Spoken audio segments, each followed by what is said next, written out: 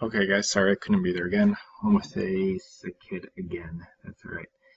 We're going to continue 9.1 from yesterday. So yesterday we just did the vocab to get some common ground to explain these things and communicate ideas about them. But we're actually going to do arithmetic with polynomials today. So add and subtract. Adding and subtracting is probably the easier case. And then tomorrow, on Friday, we'll do multiplication. Okay, so to begin, we'll start with a warm-up, just combining like terms to make sure you remember how to do these things. We're going to finish the 9.1 notes with the last sheet on the packet you got yesterday. So if you don't have that out right now, go ahead and pause the video and get that out so you can follow along. After we finish that, you're going to do the Canvas Quiz 8B Part 1. That is 7 questions. I think it's 15 points total, and that'll be due by the end of the period. But you can still do that as many times as you want to get the grade that you desire. And then after you do that, you'll do the homework, which is 8B 14 through 19. That'll be due on Friday. I'm also going to check the homework from yesterday on Friday, so that was 8B 1 through 13. All right, let's move on to the warm-up. You can do this on the back of your notes, or if you have an empty sheet of paper, you can do that. All right, so we have 2 examples. We want to just simplify the following expressions, get everything cleaned up, combine all like terms to get it down to a smaller expression to work with. So go ahead and pause the video, and I want you to try to do these. And then when you think you have them, resume the video and I'll put the answers up. Okay, so number 1, hopefully you had time to try these. The like terms in number 1 are the 3x and the negative 5x. If I combine those, 3x minus 5x is going to give me negative 2x. Okay, the other like terms I have here are these y's. So I have negative 2y plus 7y. If I add those together, that's a positive 5y. So this expression that I started with is equivalent to this expression I ended with. They are the exact same thing, just like 2 over 4 is the exact same thing as 1/2. 1 is just a little easier to deal with and a little more simplified. Okay, so exact same expression, equivalent. Number 2, exact same idea, but the like terms here are 5x cubed and negative x cubed. If I combine those, 5x cubed minus 1x cubed is going to be 4x cubed. So this expression equals this new one. And then my like terms, for the linear terms, I just have 6x plus 9x. If I add those together, I'm going to get a 15x. So again, exact same expression as what we started with, just looks a little different. Okay, hopefully that was pretty manageable for you. If you could do that, today's not going to be that bad. So let's look at the notes from yesterday continued on the back, last page, number 4. So we're going to find the sum of 2 polynomials. So this first example, I have a polynomial in parentheses plus another polynomial. It's the exact same thing we just did. I'm going to take my terms in the first polynomial, so 2x cubed, find a like term over here, so 1x cubed, and my operation is to add them together. So 2x cubed plus 1x cubed is going to be 3x cubed. So it's really the same thing we just did, except I have the parentheses around them.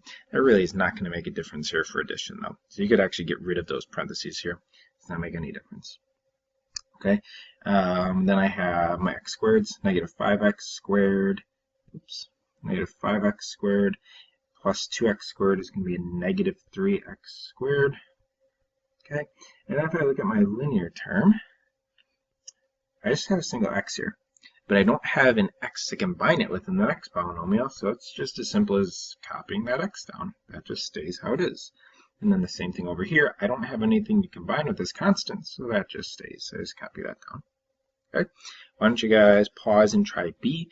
Throw the answer up for B in a second. Okay, B should have been, if I add those quadratic terms, the x squareds, I get 4x squared.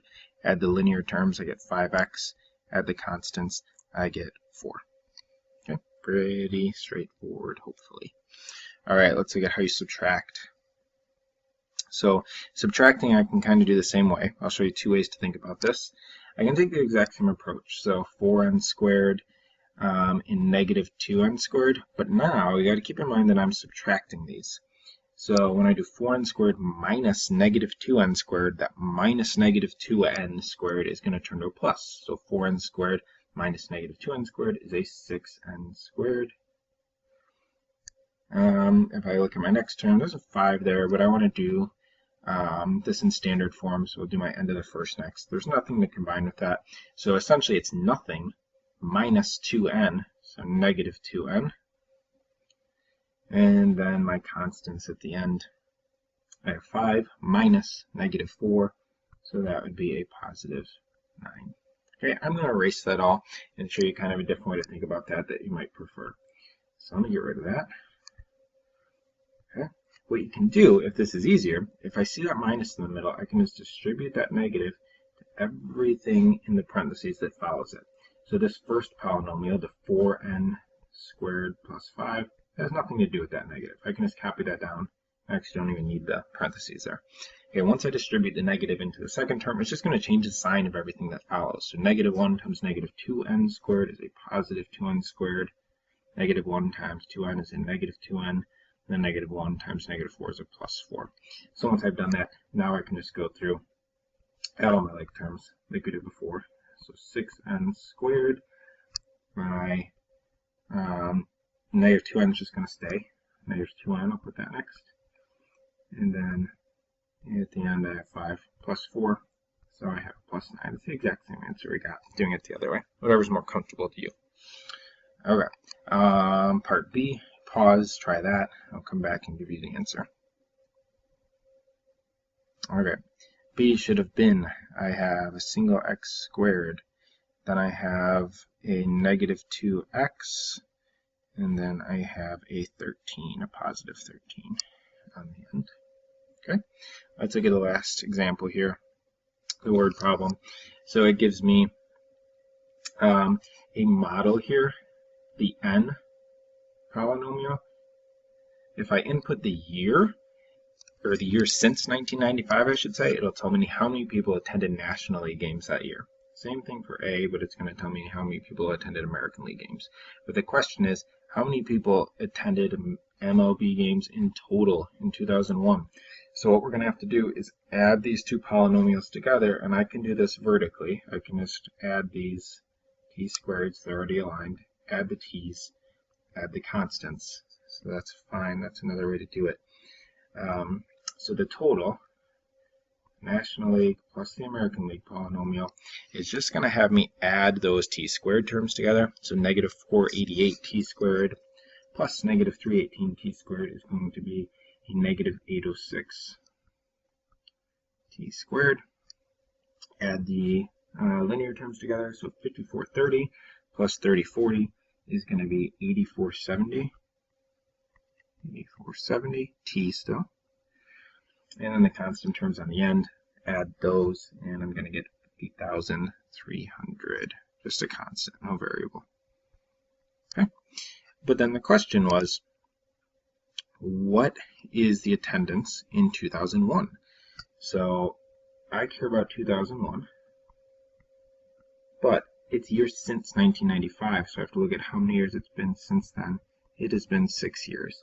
So I'm just going to take this 6 and plug it in everywhere t shows up into my polynomial. So I'm going to get negative 806 times 6 squared plus 8470 times 6 plus 50,300. 300, not 3,000, sorry. Okay, so if I type that whole line into my calculator, I'm going to get that comes out to be 72,104. That doesn't seem like a lot of people to attend MLB games throughout a whole year, but you gotta pay attention to the label. That was in thousands.